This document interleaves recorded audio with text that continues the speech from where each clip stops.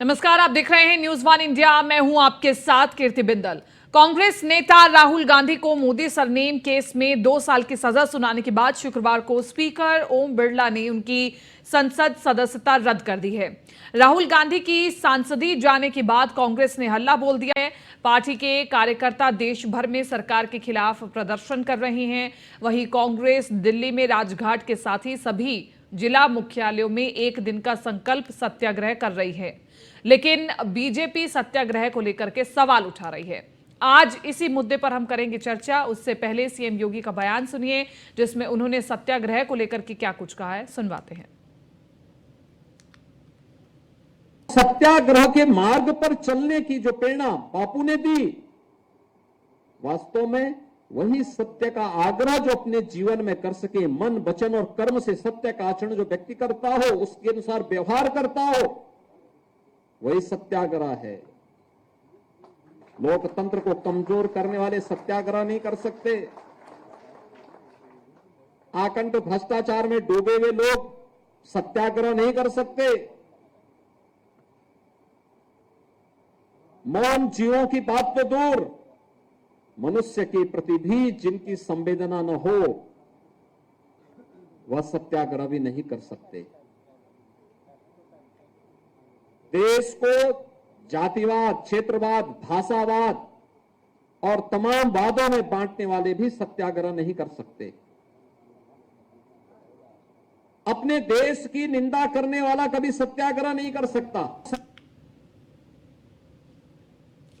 तो आपने सुना, मुख्यमंत्री योगी आदित्यनाथ ने कहा कि ये जो सत्याग्रह किया जा रहा है, इसे सत्याग्रह ना कहा जाए, क्योंकि बापू ने जो सत्याग्रह शुरू किया था उसमें बात थी सत्य की, उसमें बात थी अहिंसा की। लेकिन कांग्रेस को सत्याग्रह करने का अधिकार नहीं है, क्योंकि जो भारत की निंदा करता हो बाहर जाकर, जो झूठ बोलता हो, जो देश को बांटने की बात करता हो, वो सत्याग्रह नहीं कर सकता।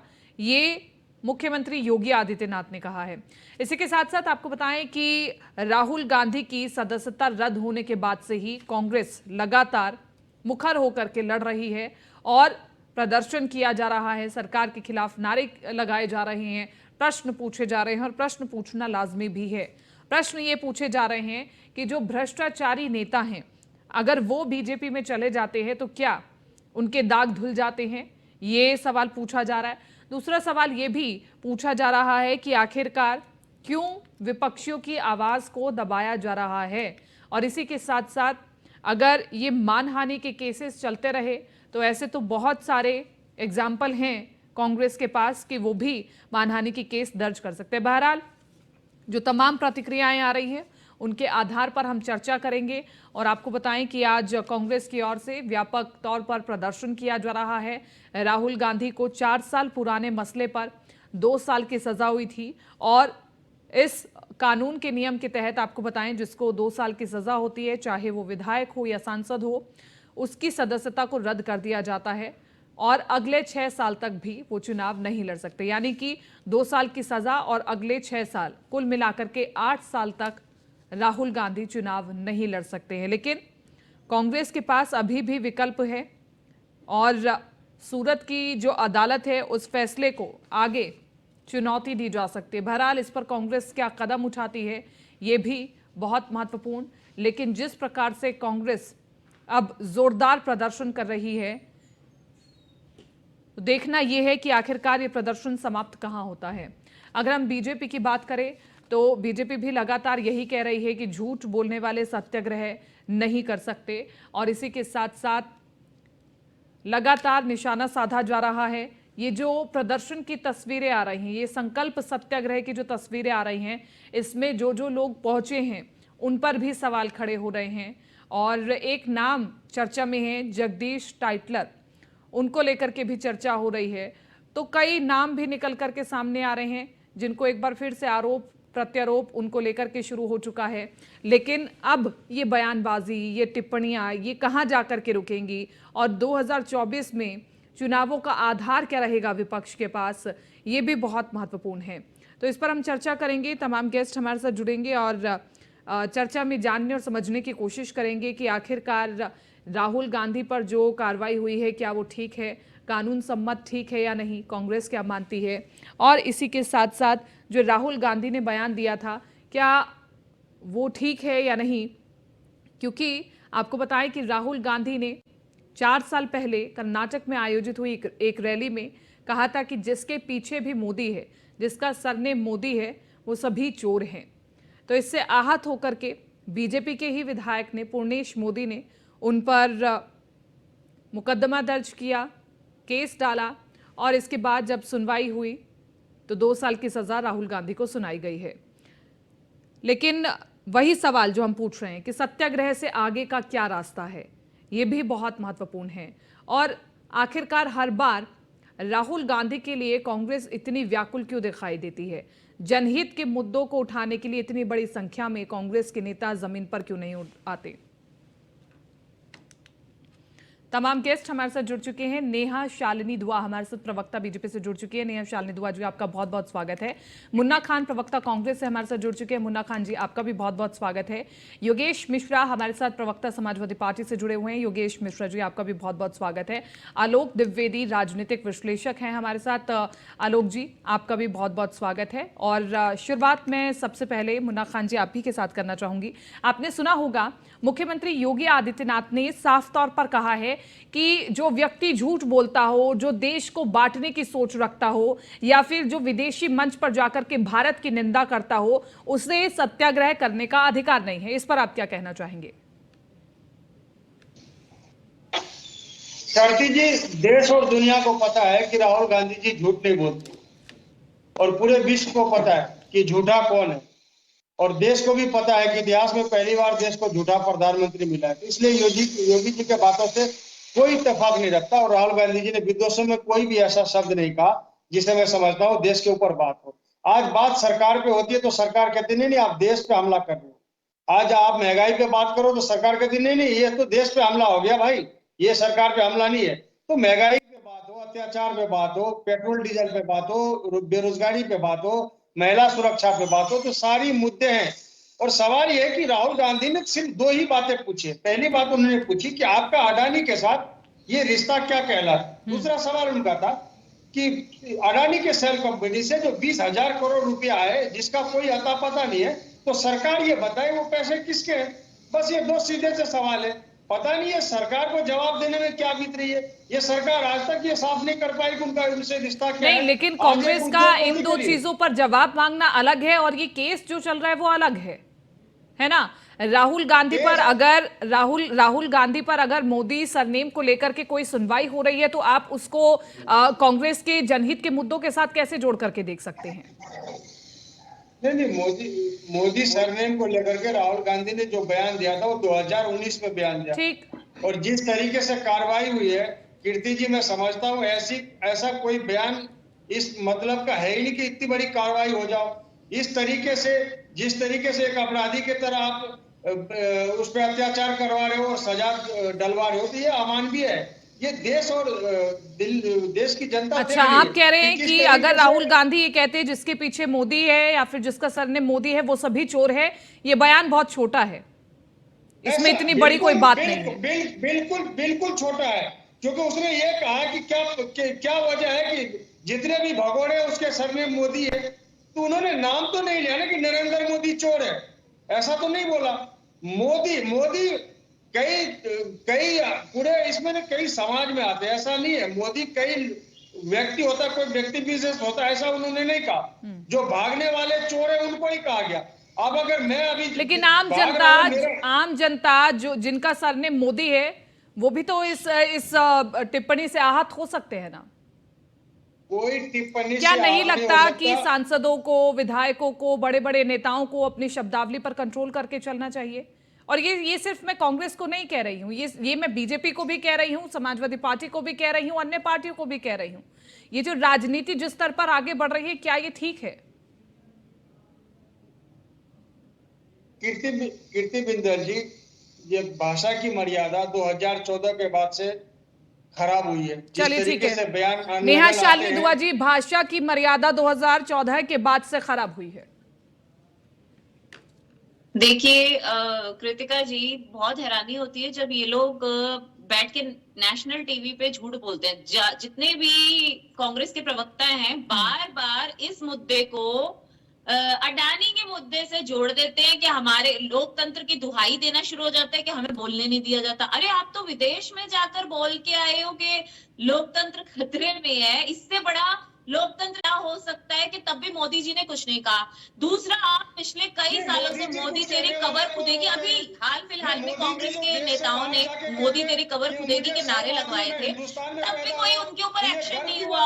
मोदी चोर है, तब भी कोई एक्शन नहीं हुआ। बहुत सारी बातों पर मोदी जी ने कभी कोई या भाजपा की तरफ से कोई एक्शन नहीं हुआ। पर यहाँ जब राहुल गांधी जी ये कहते हैं कि सभी मोदी चोर हैं या उनका चोरों का सरनेम जो है वो मोदी ही क्यों होता है, तो ये इसमें सारे मोदी कम्युनिटी जो है वो पूरी एक कम्युनिटी आहत हुई है, वो हर्ट हुई है कि ये कौन होते हैं। एक सांसद है, एक छोटे मोटे किसी पद पे नहीं है, या छोटे भी हो बड़े भी हो, जब आप एक बहुत बड़ी पार्टी को लेकिन नेहा शालिनी दुआ जी, जिस प्रकार से राहुल गांधी ने कहा कि जिसके पीछे भी मोदी है या फिर जिसका सरनेम मोदी है वो सभी चोर हैं, लेकिन वो कहने का तात्पर्य तो उनका उन्हीं से था कि जो कि भाग चुके हैं, जो कि भगोड़े हैं। तो ये तात्पर्य को क्लियर कर देते, सभी मोदियों का कहने की क्या जरूरत थी। सभी मोदी मीन्स पूरी की पूरी मोदी कम्युनिटी चोर है उनके हिसाब से। तो ये ऐसे कोई एक्सेप्टेबल नहीं है, कोई नहीं करेगा एक्सेप्ट। आज कोई किसी ब्राह्मण कम्युनिटी को या कोई किसी मुस्लिम को या किसी को कुछ कह दे, तो हमारे अभी पीछे देखा था एक बयान में 6 साल की सदस्यता रद्द हो गई है नुपुर शर्मा की, तो उसने जो बयान दिया था, जबकि कोई इतना बड़ा नहीं था, लेकिन ठीक है बड़ा माना गया, आहत हुई, लोगों के सेंटिमेंट्स जो है उनसे जोड़ा गया, तो उसको निकाल दिया गया। ये हमारा चरित्र और चाल चलन है कि हम कोई भी बात अगर कोई गलत करता है हमारी पार्टी का ही, तो उसकी सदस्यता भी रद्द कर देते हैं। अब यही बात कांग्रेस जो अपने आप को देश की सबसे बड़ी पार्टी मानती है, उसके सांसद, हमारे तो चलो प्रवक्ता थे, उनके माननीय सांसद ये बात कहते हैं कि सारे मोदी चोर है, उनका सरनेम मोदी ही होता है सारे चोरों का। तो इसे क्या कहेंगे? ये हमने केस नहीं किया, ये मोदियों ने केस किया है, पूरी कम्युनिटी ने पूर्णेश मोदी बीजेपी विधायक हैं, उन्होंने बिल्कुल लेकिन उन्होंने बाकी कम्युनिटी की तरफ से किया है, और ये बात जो माननीय कोर्ट है उनको भी जायज लगी कि इनको ऐसा बयान नहीं देना चाहिए था। और अभी आगे प्रक्रिया कीजिए ना, आपको इतनी ऑब्जेक्शन कोर्ट के निर्णय से है, ये कोर्ट के जो कानून है हमने तो नहीं लिखे ना, तो आप इससे आगे वाली कोर्ट में जाइए, उससे आगे जाइए। नेहा इसी के साथ साथ अभी सुनवाई को लेकर के टाइमिंग पर भी सवाल खड़ा हो रहा है। लोकसभा चुनाव नजदीक है, ऐसे में ये टाइमिंग क्या थोड़ी सी ऐसा संदेह नहीं जाता इस पर? ये तो फिर कोर्ट से पूछना चाहिए, क्योंकि कोर्ट का निर्णय है, ये भाजपा का निर्णय नहीं है। तो आप अगर वैसे भी आप कोर्ट को नहीं मानते, सीबीआई को नहीं मानते, ईडी को नहीं मानते, इलेक्शन कमीशन को नहीं मानते, देश की किसी संस्था को, सेबी को नहीं मानते, आरबीआई को नहीं मानते, आप सिर्फ विदेशी चीजों को मानते हैं, विदेशी मीडिया को मानते हैं, हिंडनबर्ग को मानते हैं, तो फिर आप वहीं जाके इलेक्शन लड़ लीजिए। मुझे लगता है कि यहाँ पर क्यों टाइम वेस्ट कर रहे हैं। ठीक है, योगेश जी भी हमारे साथ जुड़े हैं समाजवादी पार्टी की ओर से। योगेश जी, सबसे पहले मैं आपसे ये सवाल पूछना चाहती हूँ कि राहुल गांधी ने जो कहा 4 साल पहले, उस टिप्पणी को लेकर के आप क्या कहना चाहेंगे? क्या वो टिप्पणी उन्होंने सही की थी? शब्द ठीक थे या शब्दों का चुनाव कुछ और भी हो सकता था? ज्यादा इलैबोरेट कर सकते थे वो इसको? और 4 साल पहले आदरणीय कीर्ति जी, उन्होंने यही तो कहा था कि ललित मोदी, नीरव मोदी, मेहुल चौकसी, सारे चोरों के नाम मोदी ही क्यों हैं। उसके बाद एक मोदी जी जाते हैं, मुकदमा करा देते हैं। तो 4 साल बाद अचानक से कल जेपी नड्डा साहब और एक इनके पूर्व कानून मंत्री साहब प्रकट हुए और उन्होंने कहा ओबीसी का अपमान हो गया भैया, ओबीसी का अपमान हो गया। तो ये ओबीसी का अपमान आपको 2019 में नजर नहीं आ रहा था क्या? अब जो सजा हुई है उसको कानूनी तरीके से फेस करेंगे, भागने वाले लोग नहीं है। उन्होंने कहा भागेंगे नहीं, कानूनी भाई आप सजा जो भी प्रोसेस है उसके तहत, process of due process of law के तहत हम फेस करेंगे। अब बात आती है कि अभी मुख्यमंत्री साहब पे मैं आ रहा था, योगी आदित्यनाथ जी का एक भाषण चल रहा था थोड़ी देर पहले, सत्याग्रह पे बहुत बढ़िया लंबा चौड़ा प्रवचन दे गए वो। तो भैया मनसा वाचा कर्मणा की बात तो भाजपा न करे तो ज्यादा बढ़िया है, और सत्याग्रह की बात करने का अधिकार उस पार्टी को नहीं है जो भ्रष्टाचारी को बचाने के लिए एकदम सदन को म्यूट करा दे। एक जिसपे भ्रष्टाचार के आरोप लगे हैं उससे प्रधानमंत्री का क्या रिश्ता है, इसको बताने के लिए संसद को न चलने दे। उसको सत्याग्रह की बात करने का अधिकार नहीं है। जिसके पास पशु पक्षियों तक की संवेदना न हो उसको सत्याग्रह की बात करने का अधिकार नहीं है। जो हिंदू मुस्लिम को भाई भाई को लड़ाने की बात करता है उसको सत्याग्रह करने की बात नहीं है। सत्याग्रह महात्मा गांधी के हथियार है, उसको लेके जो चल रहे। आज देश को बचाने की बात है। जरूरत पड़ेगी तो आज जरूरत है कि ये आखिर देश में माहौल कहां बन गया। या आपके जो आपने सीधा देखो, आपने 2-3 लोगों के ऊपर बड़े बड़े आरोप लगाए थे, हेमंत बिश्व शर्मा, नारदा शारदा घोटाले, शुभेंदु अधिकारी मुगल, तो जांच तो आज भी पेंडिंग है ना। उन्हें क्लीन चिट तो नहीं मिली, लेकिन वो जैसे भाजपा में चले गए तो ये सोचिए कि जैसे वो उसके ऊपर प्रेशर पड़ा, वो भाजपा में गए और नीट क्लीन हो गए। ये चाहती है भाजपा कि हम इतना प्रेशर बनाएंगे कि आप भाजपा में आइए, नहीं आएंगे तो हम आपको सजाओ करा देंगे। तो सारे भ्रष्टाचारियों को अपने साथ लेके मुख्यमंत्री तक बनाने वाली ये भाजपा है। इनकी चाल चरित्र, कथनी करनी, मनसा वाचा कर्मणा सब में अंतर है। ठीक और है, डरने वाले नहीं है साहब, लड़ेंगे। शहीद आजम भगत सिंह के समाजवादी पार्टी भी लड़ रही है क्या कांग्रेस के साथ? सावरकर साहब की। समाजवादी पार्टी भी लड़ रही है कांग्रेस के साथ। जहाँ देश को बचाने की बात आएगी ना साहब, हाँ वहाँ हमेशा साथ खड़े हैं। हाँ, लेकिन आपने जब मेरे सवाल का जवाब दिया था ना योगेश जी, जब आप मेरे सवाल का जवाब देने के लिए शुरू हुए थे तो आपने कहा था कि ललित मोदी, नीरव मोदी, ये सभी इन सभी के पीछे ही मोदी क्यों लगा होता है। लेकिन आपने वो भी बयान नहीं सुना जिसमें उन्होंने यहाँ से सुन लीजिए जहाँ मैंने आपको सुना, आप भी मुझे सुनिए ना।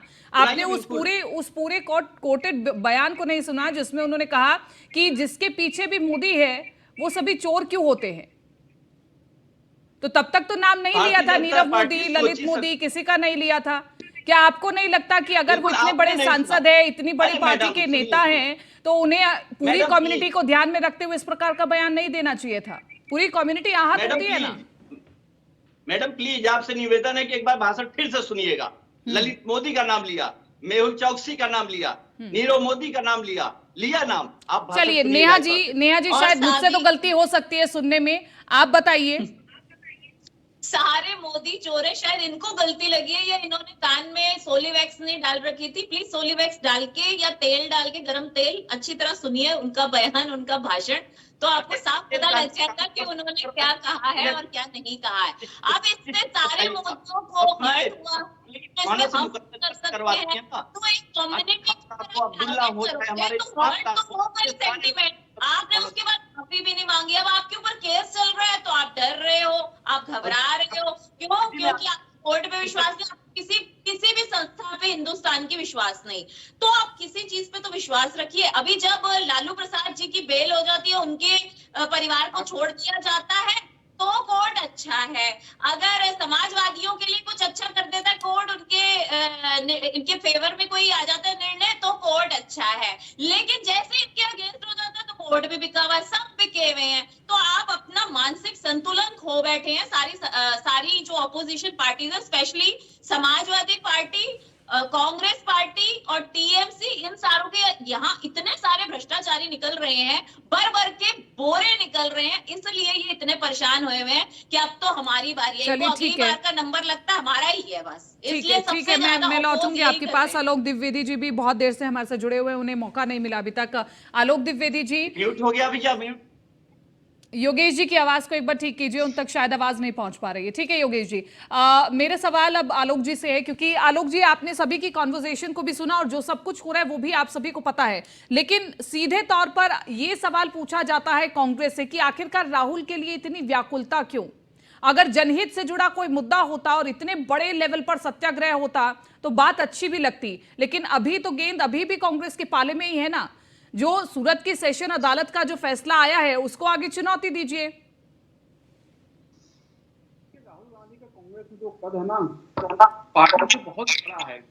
राहुल गांधी जो है पार्टी एक तरफ और राहुल गांधी एक तरफ हैं। जितने भी कांग्रेस के नेता हैं, चाहे सांसद हैं, विधायक हैं, आम कार्यकर्ता है या जो बड़े कार्यकर्ता हैं, हर कोई राहुल गांधी की हाँ में हाँ मिलाता रहता है। दूसरा मैं आपको बताऊं, इस कानून के तहत राहुल गांधी जो आयोग घोषित किया गया है, देखिए केरल से इसका 4 कनेक्शन है।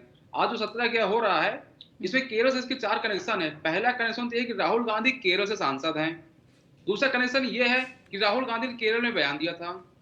तीसरा कनेक्शन ये है कि जिस कानून के तहत जो जनप्रतिनिधित्व अधिनियम धारा 8 है, जिसके तहत इसकी समय जो चुनौती दी गई थी, इसको चुनौती देने वाले वो भी केरल से, कि जो केरल के मशहूर वकील लिली थॉमस हैं।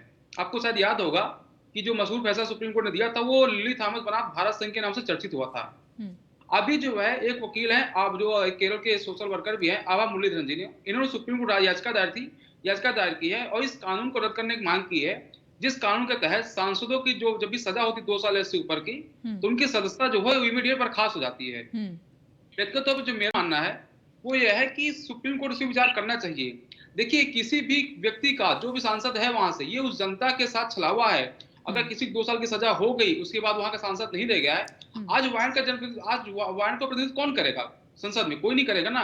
अब कब सुप्रीम कोर्ट कब चुनाव कराएगा, कब चुनाव होगा, कब सांसद नया बनेगा, तो एक लंबी प्रक्रिया है। मुझे लगता है कि अगर सुप्रीम कोर्ट किसी केस में फैसला दे, उसके केस के बाद अगर किसी सांसद की योग्यता अगर कैंसिल हो जाए तब तो ठीक है।